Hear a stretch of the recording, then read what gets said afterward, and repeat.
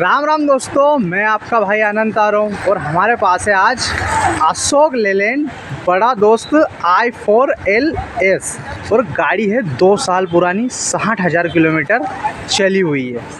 और दोस्तों मैं आपसे एक चीज़ पहले क्लियर कर दूं कि ये वाला वीडियो ड्राइवर रिव्यू होगा।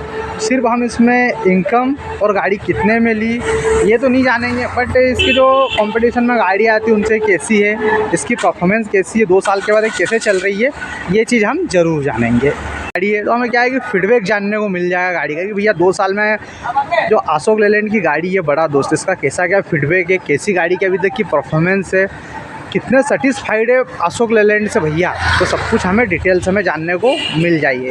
अगर इस गाड़ी के कुछ डायमेंशंस की बात कर ली जाए, शुरुआत करेंगे हम इसके ग्राउंड क्लियरेंस से। ग्राउंड क्लियरेंस में इसलिए छोटी गाड़ियों का बताना ज़रूरी समझता हूँ बिकॉज ये गाड़ियाँ कहाँ जाती है, खेतों में भरने, प्याज लहसुन इनके कट्टे भरने जाती है, तो इनका थोड़ा सा ऑफ रोडिंग होती है, तो इनका ग्राउंड क्लियरेंस हमारे लिए मैटर करता है। तो ग्राउंड क्लियरेंस में आपको मिलेगा 206 mm का। बॉडी इसकी 9 फीट में है। गाड़ी के अंदर लगा हुआ 50 लीटर का फ्यूल टैंक, मिड वेरिएंट की ये गाड़ी है, LS वाली गाड़ी है ये।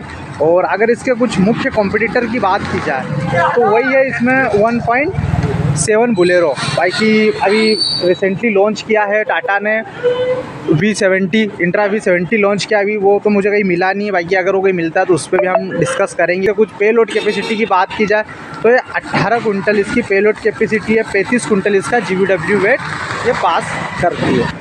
15 इंची के इसमें टायर लगे हुए हैं।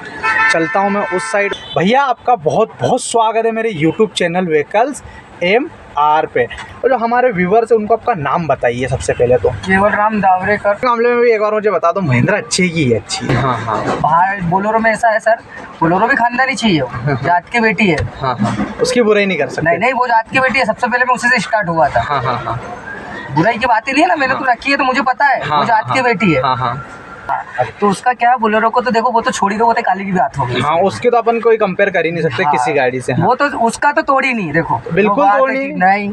आप इस गाड़ी पे बैठे उसके बाद भी नहीं मानते हो कि उसका कोई तोड़ नहीं है गाड़ी का। महिंद्रा की गाड़ी का तोड़ नहीं है सर। चलो ये चीज़ अच्छी लगी सुन के कि आपने एक रियल फैक्ट बताया। हाँ।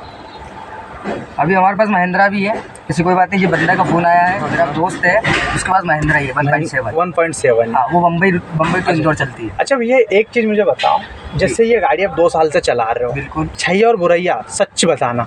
जैसे ये गाड़ी 3 सिलेंडर गाड़ी है, गाड़ी की परफॉर्मेंस कैसी, गाड़ी चलने में पिकअप कैसा है गाड़ी का? पिकअप तो 1 नंबर है। पिकअप और चढ़ाई पे इसकी परफॉर्मेंस कैसी बढ़िया है? ये कोई दब अब के चलती है? कुछ नहीं, अगर मौसम नहीं तोड़ेगी। मौसम महिंद्रा से अगर आपने महिंद्रा भी चलाई फिर करते हैं तो चलने में कौन ज़्यादा अच्छी है? महिंद्रा अच्छी है, इससे थोड़ी परफॉर्मेंस में मार खा जाती है। ये घाट पे थोड़ा सा मार खा जाती है। जैसे गाड़ी 3 सिलेंडर है तो इसमें वजन, गाड़ी की जो पासिंग है वो तो 3500 किलो की है। बाकी आप इसमें ज़्यादा से ज़्यादा कितना वजन भर सकते हो? 2 टन से 2 टन। उससे ज़्यादा कहीं भरा है आपने? मैंने सर इसमें 5 टन तक भरा है। 5 टन मतलब 50 कुंटल तक वजन भरा है? बिल्कुल। 50 कुंटल वजन भरने के बाद गाड़ी कैसी चली? 1 नंबर चलती है और रब चलती है। और अच्छी चली या ऐसे दब गई बस? अब नहीं, चली नहीं और मस्त चलती है सर, जितना वजन होगी उतनी शानदार चलेगी। चलने के मामले में कोई तोड़ नहीं। बहुत बढ़िया गाड़ी है ये चलने के मामले में। वजन खींचने के मामले में भी एक बार मुझे बता दो, महिंद्रा अच्छी की है? अच्छी है। दोनों बराबर है। दोनों बराबर है? हाँ, दोनों 5 टन? हाँ, बस ये है नहीं, महिंद्रा 5 टन नहीं खींच सकती। नहीं खींच सकती? नहीं, 3.5 टन उसकी एंडी है।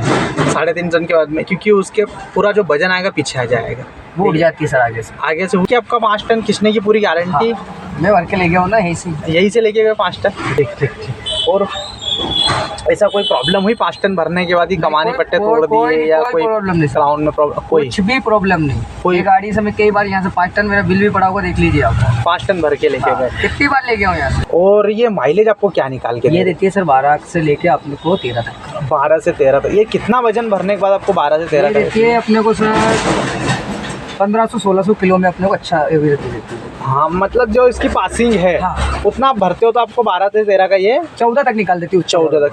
क्या स्पीड रखते हो आप इतने माइलेज? इसमें रखता हूँ सर 60 से 70। हाँ, एक इको मोड में चलाते हो आप 50-60 की स्पीड में, तब जाके ये गाड़ी आपको 12 से 13 का माइलेज देती है। तो धंधे पानी कैसे क्या है?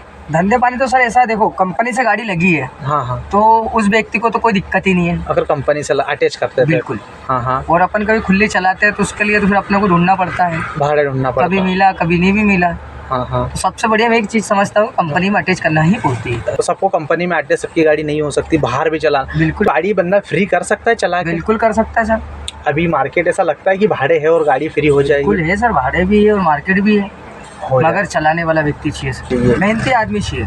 हाँ हो जाएगा। और थोड़ा सा अपने पास बजट भी होना चाहिए पास में रखा हुआ। हाँ सर, 1 से 1.5 लाख रुपए अपने पास चाहिए, परमानेंटली रखे हो, परमानेंटली। कोई सी गाड़ी भी हो? कोई सी भी गाड़ी हो, उससे गाड़ी से कोई दिक्कत नहीं सर। ठीक है भैया, अब आपने बहुत सारी बातें बताई मुझे, अच्छा आपने एक इंटरव्यू दिया और मैं इस बात के लिए आपका बहुत धन्यवाद आपको देना चाहूँगा और आपसे विदाई लेना चाहूँगा। जय श्री महाकाल। जय श्री महाकाल सर।